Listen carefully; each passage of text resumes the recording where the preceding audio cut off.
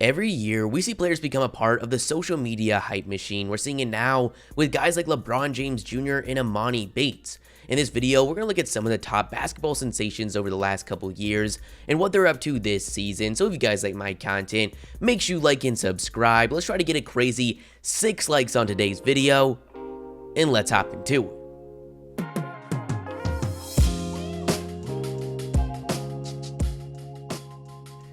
Okay guys, so during the summer, we made a similar video to this one, and this is to follow up with what they're up to this season. And we're going to start with a 6'2" guard from Gate City, Virginia, Mac McClung. Mac McClung was one of the most hype high school players we have ever seen, but didn't get that same attention from recruiting rankings. He took over social media in his senior season with insane dunks and scoring performances that led to millions and millions of views across platforms such as YouTube and Instagram, despite leading his team to a state championship, scoring 1,153 points on the season and a Virginia State record 2,801 points in his career. He finished the season as just the 285th player in the country and 11th player in the state. Yes, the player that just beat the Virginia State record for points in a career was only the 11th ranked player in that state from that individual recruiting class. While he wasn't as highly recruited as it seemed from his national popularity, he still had several college offers, and while he originally committed to Rutgers, he ended up deciding to go to Georgetown. Aside from a couple impressive performances, it wasn't a great freshman season, getting 13 points, shooting 39% from the field, and 28% from 3. This season, McClung's gone up to 15 points a game, shooting 42% from the field, but these stats are heavily inflated by his recent 33-point performance against Oklahoma State. Overall, McClung has been very inconsistent, already having 4 games this season where he didn't even score in double digits. As of right now, it doesn't seem like he's in the conversation for the 2020 draft, but it's going to be interesting to see the progression of his draft stock given how much talent he clearly has. Michael Porter Jr. was one of the most well-known high school players in the country, not for something like crazy dunks or unique layups, but the fact that he was a highly skilled 6'10" small forward who was the #1 player in the country. Porter was drawing comparisons to some of the NBA's top talent, such as Kevin Durant, and went into his freshman season at Missouri, projected to be a top selection in the 2018 NBA draft. After a back injury that caused him to miss almost the entire season, his stock began to fall, and after the outlook of his future started to get worse and worse, he ended up becoming the 14th pick to the Denver Nuggets. Now he missed his whole first season recovering from injury, but we finally had the opportunity to see Porter on the NBA court this season. I honestly expected him to have a pretty significant role, but this season he's only appeared in 10 games, averaging 9 minutes. In that time, he's only gotten 4 points, shooting 44% from the field. Now, every time he's gotten significant minutes, he's looked pretty good, but sadly, the Denver Nuggets are competing in the Western Conference and aren't really in a situation to see what they have with him, but I hope his injuries are a thing of the past, and I'm excited to see how his career progresses. Shareef O'Neal was one of the most viral players in high school. Not only did he have some crazy highlights, but he's the son of one of the best centers of all time in Shaquille O'Neal. Now, he's not just the son of an NBA legend, he was a legitimate recruit and finished the season as the 32nd ranked player in the country. He then decided to go to UCLA for his freshman season, but ahead of his first game, it was discovered that he had a life-threatening heart condition that was going to require surgery and keep him out for the entire season. This is sad, not just because it's a serious health issue, but he was legitimately in the conversation for the NBA draft, and this was a huge roadblock in the way of that goal. This season, while he's been cleared for play, we haven't seen much from him, getting just 9 minutes a game, averaging just 2 points. His potential was very evident in high school, so hopefully, as he continues to get healthy, he can get back on track to following in the footsteps of his father and making the NBA. Isaiah Washington is a 6'1" point guard from the Bronx. Playing for St. Ram in high school, Washington went viral for his unique layup called a jelly. Now, if you don't know what that is, Washington says it's a layup where you gotta get in the air, kick your legs open, flick it with some English, use different angles off the glass, stuff like that. Left hand, right hand, reverses, there are a lot of variations. The jelly movement took over the basketball world with the creation of Jelly Fam, a group of top players in the country known for pulling off unique layups. Some of the most notable members of the group include former top recruits Javon Quinterly and Azarian Reed. Not only was Isaiah Washington one of the most well-known high school hoopers in the nation, but he was also the 68th ranked player in the country and decided to go to University of Minnesota. It's fair to say he didn't live up to the hype in his freshman season, getting just 9 points a game, shooting only 37% from the field and 24% from 3, and it didn't get any better in his sophomore season, going down to 4 points a game. ahead of this year, he decided to transfer to Iona University, where the struggles have continued. He's got a bigger role than ever, getting almost 30 minutes a game, but in that time is getting just 7 points on absolutely atrocious efficiency. As of right now, it doesn't look like the NBA is in the cards for Washington, which is sad because man oh man would his layup package be fun to use in 2K. But I still think basketball, whether it's overseas or continuing to make a name for himself on social media, is in his future. Next, we have another viral top prospect and son of former NBA giant Manu Bol. He first went viral in middle school for being a 6'5" 7th grader with skills like a guard.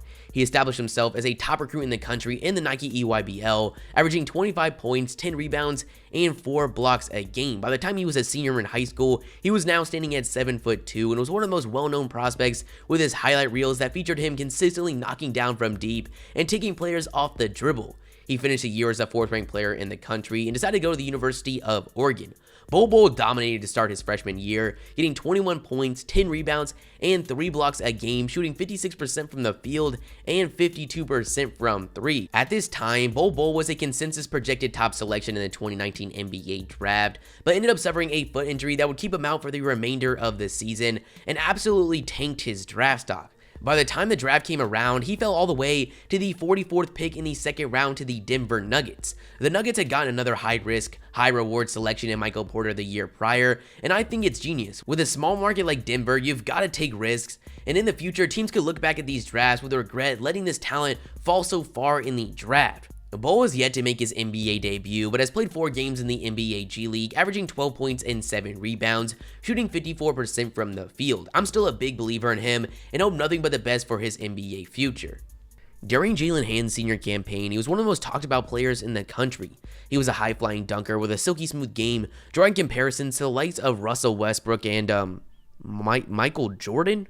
Jaylen Hands finished the year as the 20th ranked player in the country. He then decided to go to UCLA, where as a freshman, he got just 10 points and 3 assists, shooting 41% from the field and 37% from 3. He then decided to return for his sophomore season, where he went up to 14 points, shooting with similar efficiency. After this, he went to the 2019 NBA draft, where he was the 56th pick in the 2nd round to the Brooklyn Nets. So far this season, we've only got to see him in the G League, where he's getting a decent 13 points and 4 assists a game.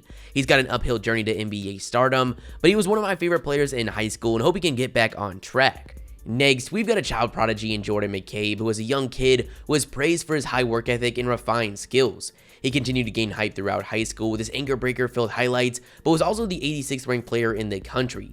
He then decided to go to his home state school in West Virginia, where he really struggled as a freshman, getting just 6 points, shooting only 32% from the field and 34% from 3. This season, it hasn't gotten any better, getting just 4 points a game on absolutely atrocious efficiency. While it's sad to say, this might be the last we hear from Jordan McKay's basketball career.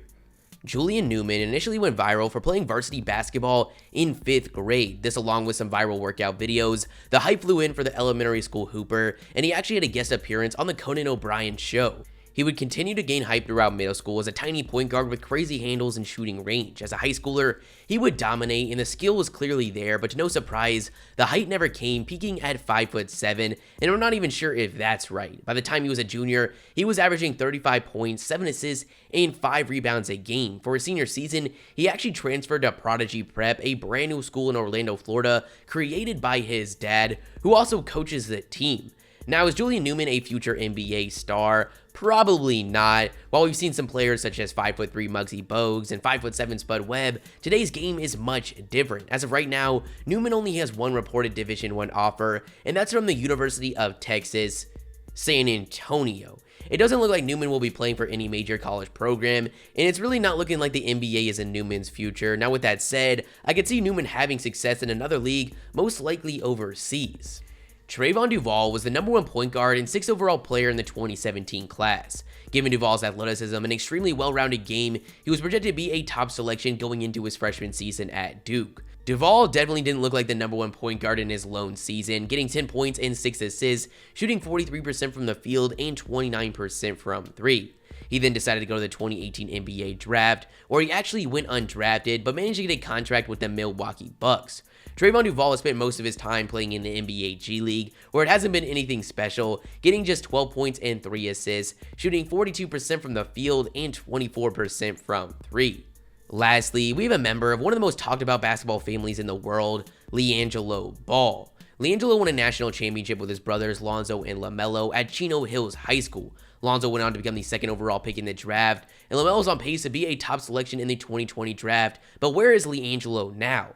After high school, LiAngelo went to UCLA but was suspended from the team due to a shoplifting incident in China. He then went to play professionally in Lithuania with his brother LaMelo, and then played in a league created by his father in the Big Baller League. Neither of these helped his already low draft stock, and he actually went undrafted and failed to even make a Summer League roster. This season, he's recovering from ankle surgery, trying to make a comeback to the court. It doesn't look like he's in for the NBA career like his brothers, but I hope for nothing but the best for him. But that's the end video, guys. You guys tell me your thoughts in the comments below. If you liked the video, make sure you like and subscribe, and the shoutouts are gonna be Caden, Jay Sean, Mark, Damien, and Mr. Toon. If you guys want to shout out on the next video, all you gotta do is like the video and comment liked or rep notification squad, and I'll shout 5 you guys out. With all that being said, hope you guys have a great day, and peace.